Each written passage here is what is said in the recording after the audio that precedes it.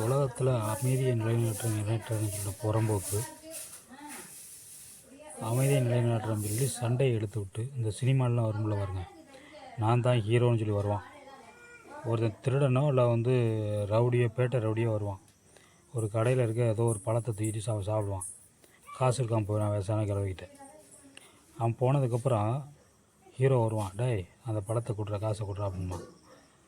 கொடுக்க மாட்டேன்மா. இவங்க 2 பேரும் போடுற சண்டையில் இருக்கிற கடையில் இருக்க எல்லா பழத்தையும் இளத்தையும் அங்கே இருக்க இட மிஷினு பொருட்கள் எல்லாத்தையும் அடித்து இந்த ஹீரோன்னு சொல்லிக்கிட்டு இருக்கேன் ஊர் அந்த மார்க்கெட்டே காலி பண்ணிட்டு போயிடுவேன்.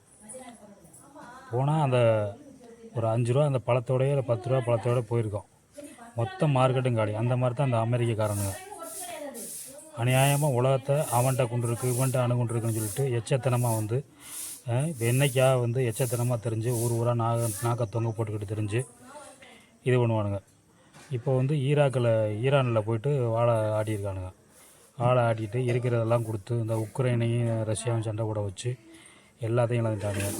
இவனுக்கு எடுபடிய 2 பேர் இருக்காங்க. இந்தியாவில் ஒருத்தர் இருக்கான், இஸ்ரேலில் ஒருத்தர் இருக்கான்.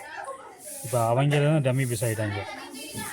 இப்போ என்ன பண்ணுறான்னு தெரியாமல் இருக்கான். இப்போ இதில் என்னென்னா மக்கள் என்ன நினைக்கிறாங்க அப்படிங்கிறத இவங்க நினைக்கிறே கிடையாது. இவனுக்கு ட்ரம்ப்புக்கு என்னென்னா பிட்காயினு அவன் புள்ள துபாயில் பெரிய பிஸ்னஸ் பண்ணிக்கிட்டு இருக்கான், அதுக்காக பண்ணுறான்.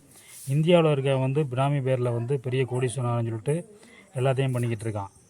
அதே மாதிரி இஸ்ரேலில் இருக்கிறவன் அவன் எல்லாத்தையும் இது பண்ணிக்கிட்டு இருக்கிறான். பக்கத்தில் இருக்கவங்களாம் அடிச்சிட்ருக்கான். இப்படி மக்களை பற்றி கவலைப்படாமல் இவங்களோட தனிப்பட்ட ஆசை விருப்புக்காக மொத்த உலகத்தையும் சிலிண்டர் இல்லாமல் பெட்ரோல் இல்லாமல் போட்டு பாடாப்படுத்துகிறாங்க. இந்த அமெரிக்கா அந்த சொன்னது இதே மாதிரி மக்கள் எழுச்சி வரணும், இவங்களெல்லாம் ஓட விடணும் அப்படிங்கிறது நான் சொல்ல வரல. ஒரு டீ கடையில் போய் டீ சாப்பிட போனேன். ஒரு 10 ரூபாய்க்கு டீ சாப்பிட போனேன். அப்போ ஒரு சாதாரண ஒரு ஆள் பேசிக்கிறதாரு, ஒரு கிராமத்தாள். அதுதான், வேற ஒன்றும் கிடையாது.